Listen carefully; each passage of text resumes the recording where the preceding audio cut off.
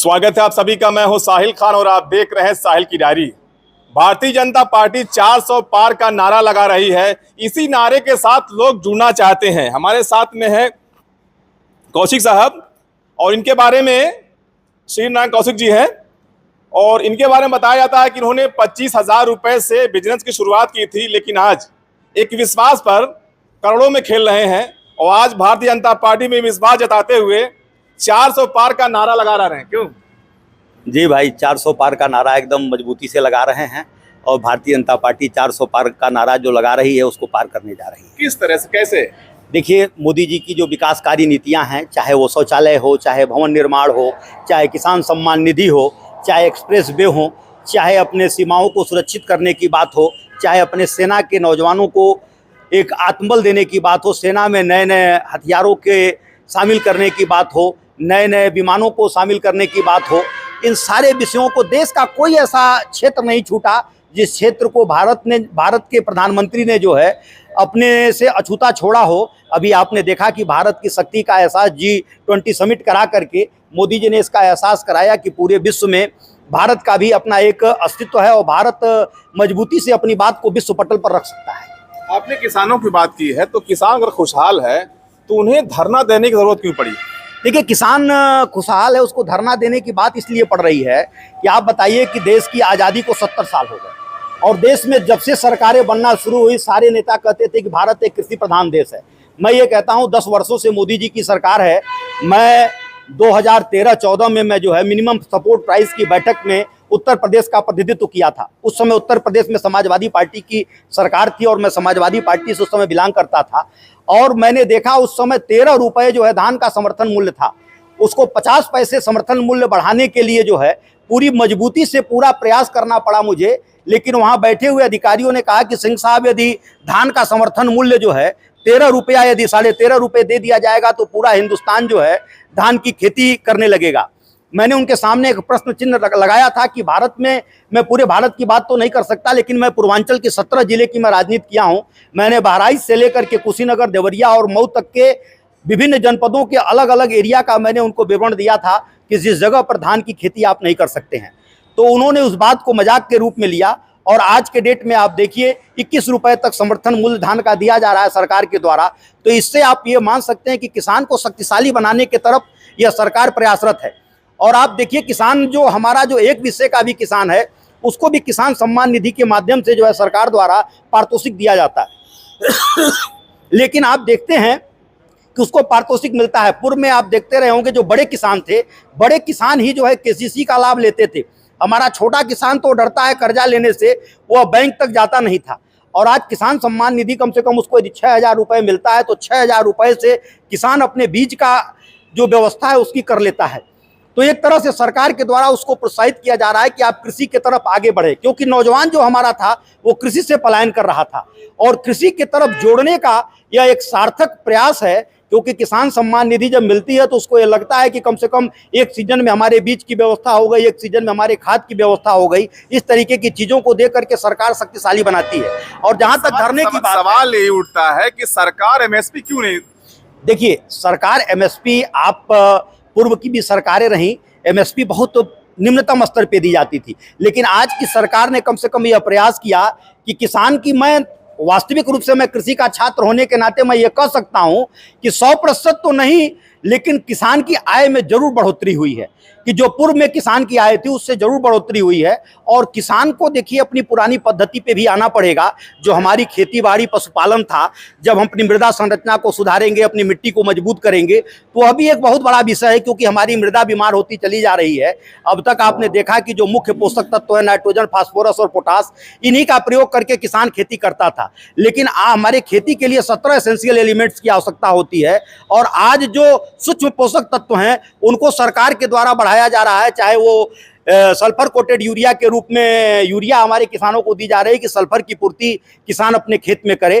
तो लगातार सरकार का प्रयास है कि किसान की आय को दुगनी किया जाए। उस दिशा में अभी थोड़ा वक्त लग सकता है क्योंकि हमारी मृदा की संरचना को सुधारना सबसे बड़ी जरूरत है। अभी आपने देखा कि सरकार ने जो है जैविक खेती को भी प्रोत्साहित किया, क्योंकि जब तक मृदा में हमारे जो है ऑर्गेनिक पदार्थ नहीं जाएंगे और हमारी मृदा मजबूत नहीं होगी, तब तक जो मोदी जी की परिकल्पना है कि किसान की आय दुगनी हो, क्योंकि जब उत्पादन बढ़ेगा और लागत कम होगी तभी किसान की आय दुगनी हो सकती है। तो उत्पादन बढ़ाने की दिशा में सबसे जो अच्छा पहल हो सकता है, किसान हमारा जो है अपनी पुरानी पद्धति खेती बाड़ी और पशुपालन पे आएगा।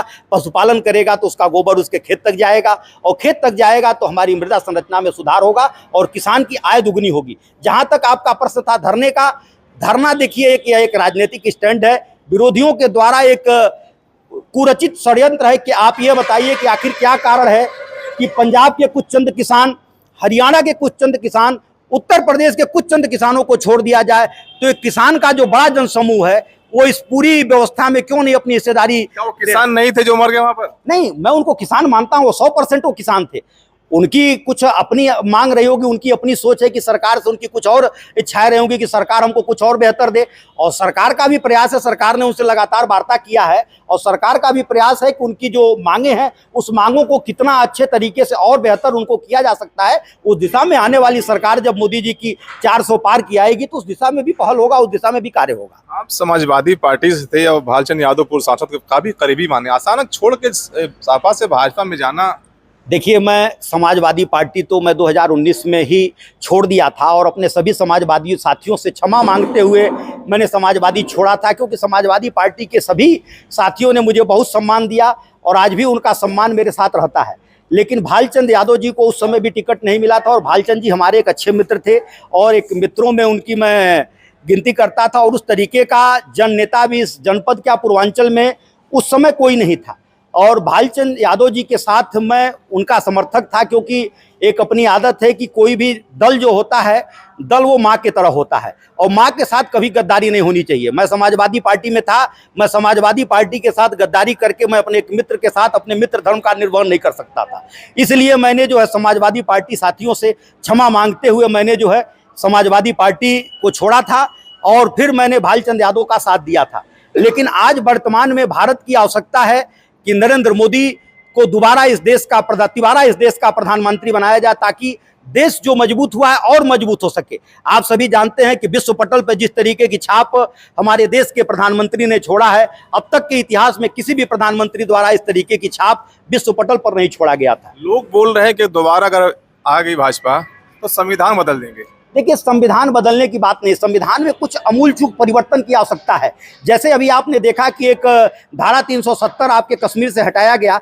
आप बताइए, एक देश एक संविधान की यदि बात हो तो इसमें क्या अपराध है? एक देश एक कानून की बात हो तो इसमें कोई सी बुराई है? मैं तो ये कहता हूं कि अभी जो नई शिक्षा नीति भी आई है, नई शिक्षा नीति भी स्वागत योग्य है, लेकिन आने वाले समय में भी हम लोग भी यदि आ रहे हैं, हम लोग क्योंकि स्नातक निर्वाचन का चुनाव लड़े हैं और स्नातकों का प्रतिनिधित्व किए हैं, तो हम लोगों का भी एक प्रयास होगा कि देश में सरकार से एक अपील की जाए कि एक देश एक एजुकेशन सिस्टम को लागू किया जाए, क्योंकि जब एक एजुकेशन सिस्टम होगा तो देश में नौजवानों को जो है पढ़ने में आसानी होगी, एक तरीके का सिलेबस होगा, और जो शिक्षा का बाजारीकरण है उस बाजारीकरण को भी रोका जा सकता है। परवीन निषाद जी का साथ देने जा रहे हैं, लेकिन लोग बता रहे हैं कि 5 सालों में विकास उन्होंने कुछ नहीं किया और कभी दिखे नहीं। ऐसे में कितना साथ? देखिए, ऐसा नहीं है कि प्रवीण निषाद जी बहुत सज्जन व्यक्ति हैं, और अब तक के इस जनपद में आपने देखा होगा कि प्रवीण निषाद जी लगातार सभी कार्यक्रमों में रहते हैं, लेकिन जिस तरीके का अग्रेसन लोग पूर्व के सांसद के क्रियाकलापों से ढूंढते हैं, उस तरीके का अग्रेसन प्रवीण निषाद जी के अंदर नहीं है। प्रवीण निषाद जी ने अपने 5 साल के कार्यकाल में किसी ग्राम सभा में जो है नाली की पंचायत नहीं किया, किसी के खिलाफ जाकर के FIR नहीं कराया। प्रवीण निषाद जी ने किसी के लिए जो है किसी का दोहन नहीं किया, किसी को कोई नुकसान नहीं पहुंचाया। तो प्रवीण निषाद जी का एक अपना एक अलग चरित्र था, और प्रवीण निषाद जी लगातार क्षेत्र में रहे, और तमाम ऐसे विकास के कार्य हुए हैं जिस विकास के कार्य को आप जब देखेंगे तो वो चीज़ें आपको दिखेंगी, लेकिन उसको ढूंढने का प्रयास करना पड़ेगा। अभी आप देखिए, राम जानकी मार्ग का निर्माण हो रहा है, उस पर एक उनकी ठोस पहल रही। तमाम आपके लिंक रोड हैं जो खराब पड़े हुए थे, उन लिंक रोडों को उनके और विधायक जी के संयुक्त प्रयास से वो लिंक रोड भी बन रहे हैं।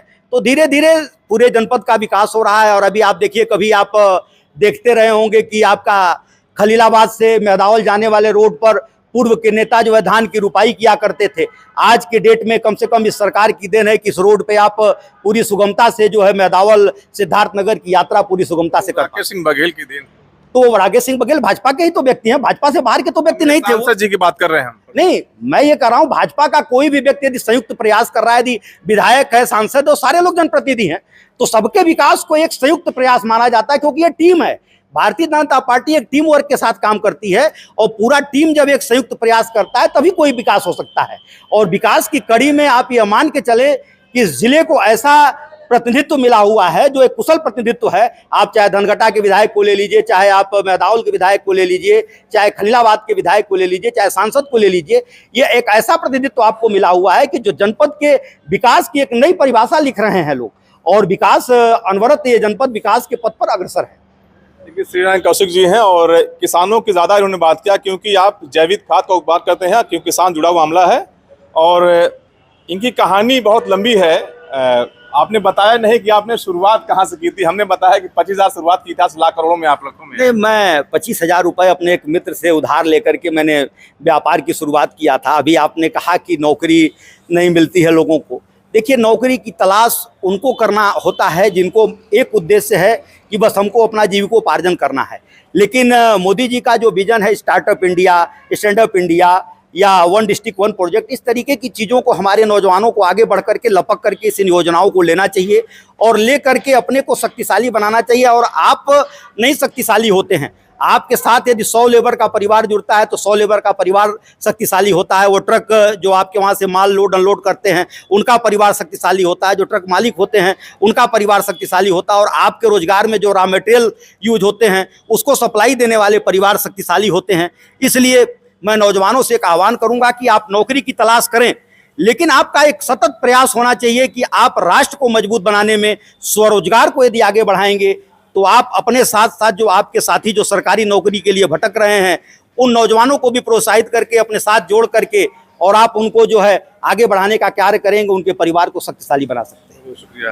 तो ये थे श्रीनारायण कौशिक जी, और जो भाजपा में विश्वास जताते हुए उन्होंने कहा कि इस बार 400 का नारा पार करेंगे। लेकिन जिस तरह से लोग बता रहे हैं, लोग कमेंट भी कर रहे हैं कि 400 पार जो है मिट्टी का तेल हो जाएगा, 400 पार पेट्रोल हो जाएगा। लेकिन देखने वाली बात होगी जब 4 जून को फैसला आएगा, तब मालूम पड़ेगा कि कौन कितने पानी में है। साहिल खान, सतकबीरनगर, साहिल की डायरी।